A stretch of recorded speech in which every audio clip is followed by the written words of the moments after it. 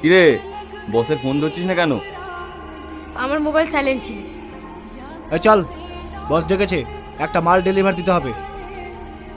দেখ, আমরা সিদ্ধান্ত নিয়ে ফেলেছি, আমরা আর এই কাজ করব না। তোরা বসকে বলে দিস। তাড়াতাড়ি রেডি হয়ে নে।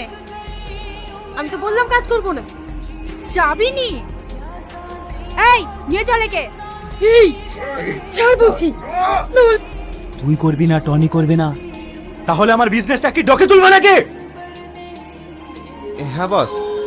তোর জন্য একটা সারপ্রাইজ আছে, ভিডিওটা দেখ।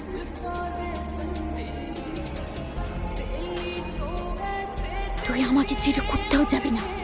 তুই শুধু আমার, তুই শুধু আমার। যে টনিকে আপনি অন্ধের মতো বিশ্বাস করেন, ওই টনি আজ ছেড়ে বউকে সাথে করে নিয়ে পালিয়ে যাচ্ছি। আর আপনি এটাও জানেন যে আমি টনিকে কতটা ভালোবাসি। যদি ও চলে যায়, আমি মরে যাব। যেভাবে হোক ওকে আটকান। আটকাবো এবং টনির সঙ্গে তোর বিয়েও দেব, কিন্তু তার বদলে তুই আমাকে কি দিবি? বস, আপনি যে কোনো কাজ বলুন, আমি সব করে দেব, তাতে যতই রিস্ক হোক না কেন। টনিকে পেতে হলে তোকে একটা ছোট্ট কাজ করতে হবে। ওকে পাওয়ার জন্য আমি সব কিছু করতে পারি। কি কাজ বলুন? একটা অ্যাক্সিডেন্টের অভিনয় করতে হবে। ডাক্তারবাবু, এই মেয়েটা না খুব অসহায়, এর জন্য একটা ছোট্ট কাজ করতে হবে। কি কাজ করতে হবে?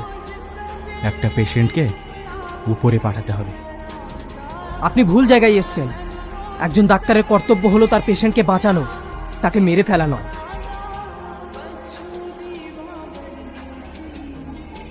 আর মাফিয়ার কাজ জানেন, যে তার কথা শোনে না তাকে উপরে পাঠিয়ে দেওয়া। এবার বল, কি করবি?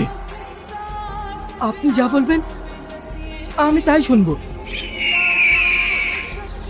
ভেরি গুড, কথাটা যেন মাথায় থাকে।